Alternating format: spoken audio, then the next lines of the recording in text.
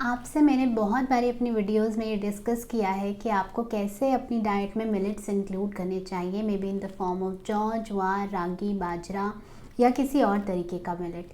और अगर आप बहुत हेल्थ कॉन्शियस हैं और आर्टिकल्स पढ़ते हैं रिगार्डिंग हेल्दी ईटिंग के बारे में, तो वहाँ से भी आपको ये गाइडेंस ज़रूर मिली होगी कि आपको डिफरेंट फॉर्म ऑफ मिलेट्स जो हैं अपनी डाइट में इंक्लूड करने हैं। सो क्यों ये मिलेट्स जो हैं इतने ट्रेंडिंग हो गए हैं, सुपर फूड हो गए हैं, और क्यों हमें इनको अपनी डाइट में इंक्लूड करना चाहिए, क्या कौन से तरीके के मिलेट हैं, कब खा सकते हैं, कैसे किस फॉर्म में लेने चाहिए, ये सब हम इस वीडियो में डिस्कस करने वाले हैं। मिलेट्स हमारे लिए कोई नया ग्रेन नहीं है या कोई नया ऐसा इंग्रेडिएंट नहीं है, बल्कि ये हमारे इंडियन कुकिंग में बहुत टाइम से यूज़ हो रहे हैं। इट्स जस्ट दैट कि वीट और राइस हमारा स्टेपल है और इतना वाइडली ग्रोन ग्रेन है कि मिलेट का यूज़ जो है वो थोड़ा कम हो गया है।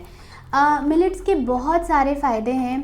अगर हम बात करें न्यूट्रिशनल वैल्यू की वीट और राइस के कंपैरिजन में, तो इनकी न्यूट्रिशनल वैल्यू ऑलमोस्ट सेम रहती है, लेकिन मिलेट्स में थोड़े ज़्यादा क्वांटिटी में आपको प्रोटीन मिलता है। लेकिन मिलेट की सबसे खास बात यह है कि इसमें ऐसे माइक्रोन्यूट्रिएंट्स मिलते हैं जो आपको नॉर्मल वीट या राइस में नहीं मिलते, जैसे आपका vitamin B complex, magnesium, calcium, phosphorus, iron, ये सब आपको अबंडेंस में मिलता है।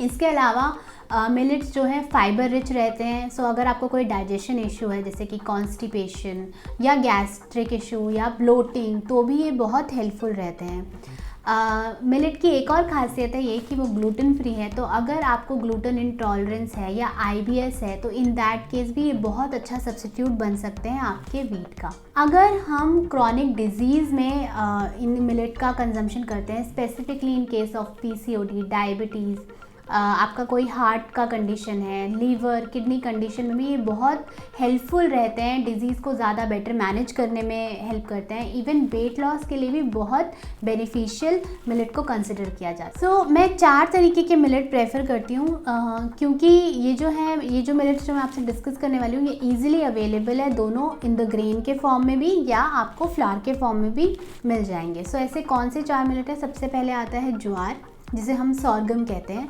सेकंड हमारा आता है रागी, जिसे हम फिंगर मिलेट कहते हैं। थर्ड आता है हमारा बाजरा, जिसे हम पर्ल मिलेट कहते हैं। और फोर्थ हमारा आता है सामक के चावल, कई लोग उसे समई भी बोलते हैं, समा चावल भी बोलते हैं, और जिनको हम इंग्लिश में कहते हैं बार्नयार्ड मिलेट। इसके अलावा और भी तरीके के मिलेट होते हैं, जैसे लिटिल मिलेट हो गया, कोदो मिलेट हो गया, प्रोसो मिलेट हो गया। अगर ये आपके आसपास एरिया में इजीली ग्रोन है और आप अवेलेबल है, तो आप ये भी इंक्लूड कर सकते हैं। सबसे पहले आता है हमारा ज्वार, जिसको हम इंग्लिश में सॉर्गम कहते हैं। यूजुअली ये फाइबर और कैल्शियम रिच रहता है। इसको आप फ्लावर और ग्रेन दोनों फॉर्म में इंक्लूड कर सकते हो। ज्वार बेस्ड बहुत रेसिपीज़ हैं, जैसे कि आप रोटी के फॉर्म में चीला, उत्पम, इडली भी बना सकते हैं, खिचड़ी के फॉर्म में भी ले सकते हैं।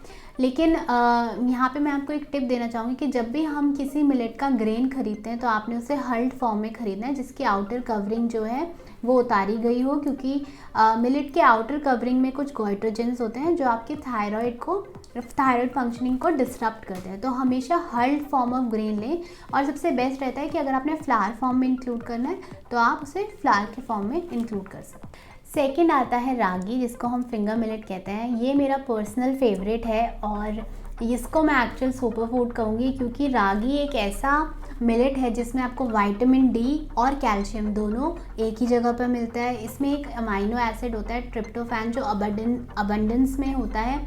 ये लो इन फैट है, एंटी एजिंग है, बोन हेल्थ के लिए बहुत अच्छा है। तो अगर आपका बच्चा वीनिंग है, जहाँ आपने अभी अपने बच्चे को इंट्रोड्यूस किया है फूड, तो वहाँ पे आप रागी का पॉरेज, खिचड़ी, दलिया, इस तरीके की चीज़ें दे सकते हैं, क्योंकि ये बोन ग्रोथ में बहुत अच्छा हेल्प करता है। इसके अलावा रागी जो है, आप रागी की रोटी भी बना सकते हो, इडली बना सकते हो, डोसा बहुत बनता है। रागी बेसिकली एक साउथ का ग्रेन है या साउथ का मिलेट है, वहाँ पे ज़्यादा ग्रो होता है, स्पेसिफिकली कर्नाटका रीजन में। तो वहाँ से आपको यूजुअली ये है रेसिपीज़ जो है साउथ इंडियन स्टाइल की ज़्यादा मिलेंगी। मैं पर्सनली इसको रागी का लड्डू या रागी की रोटी के फॉर्म में यूज़ करती हूँ। मुझे बहुत ज़्यादा फीडबैक मिलता है कि रागी की रोटी जो है वो टेस्टी नहीं लगती है या उसका कलर थोड़ा डार्क होता है तो खाने में डिफ़िकल्टी आती है। तो यहाँ पे मैं आपको ये सजेस्ट कर सकती हूँ कि आप इसमें वीट का कॉम्बिनेशन कर लें, मतलब 50-50 रेशियो में रागी और वीट को मिला लें, ताकि आपके लिए रोटी को बनाना ईजी हो जाए और खाने में भी वो आपको टेस्टी लगे। और एक और चीज़ मैं यहाँ आपको शेयर करने चाहूँगी कि अगर आप 30+ हैं, मतलब अगर आप 30+ विमेन हैं, तो यहाँ पे आपको at least thrice in a week रागी का यूज़ ज़रूर करना चाहिए, क्योंकि रागी जो है वो कैल्शियम रिच होता है और 30 के बाद जो है हमारी बॉडी से कैल्शियम लीच आउट करने लगता है। तो इट इज़ वेरी इंपॉर्टेंट कि आप रागी को अपनी डाइट में ज़रूर इंक्लूड करें। थर्ड हमारा मिलेट आता है बाजरा, जिसे कहते हैं पर्ल मिलेट। पर्ल मिलेट की और भी वैरायटीज़ होती हैं, लेकिन बाजरा जो है वो ज़्यादा कॉमनली मिलता है। बाजरा एक विंटर फूड है, मतलब इसका नेचर जो है थोड़ा गर्म होता है, तो हम इसको समर में यूज़ नहीं करते हैं। तो अभी क्योंकि सर्दियाँ सिर्फ 1 मंथ की रह गई हैं और अगर आपने अभी तक बाजरा इंक्लूड नहीं करा है अपने डाइट में, तो प्लीज़ इसको इंक्लूड करें और इसके बेनिफिट्स जो हैं वो यूज़ कर सकते हैं। बाजरा जो है कैल्शियम और मैग्नीशियम रिच रहता है, तो अगर आपको बहुत मैग्नीशियम डेफिशिएंसी है जिसकी वजह से आपको शुगर क्रेविंग बहुत रहती है, तो इन दैट केस आप बाजरे की रोटी या खिचड़ी इसको इस फॉर्म में इंक्लूड कर सकते हैं। बाजरा क्योंकि आयरन रिच रहता है, तो अगर आपका हीमोग्लोबिन कम है या आप अनीमिक हैं, तो भी आप बाजरा अपनी डाइट में इंक्लूड कर सकते हैं। बाजरे को आप स्टफ़ रोटी के फॉर्म में भी बना सकते हैं। या तो आप उसमें बथुआ या आप मेथी या स्पिनच की बाजरे की रोटी भी बनती है, तो इस फॉर्म में भी आप स्टफ़्ड रोटी के फॉर्म में भी इसको अपनी डाइट में इंक्लूड कर सकते हैं। फोर्थ हमारा मिलेट आता है बार्नयार्ड मिलेट, जिसे हम सामक के चावल कहते हैं। यूजुअली हम ये चावल जो हैं आपके फास्टिंग में या नवरात्रों के टाइम पे ज़्यादा यूज़ करते हैं। सामक के चावल बहुत रिच होते हैं कैल्शियम और फॉस्फोरस में, ये बहुत अच्छा रिप्लेसमेंट है आपके नॉर्मल राइस के लिए।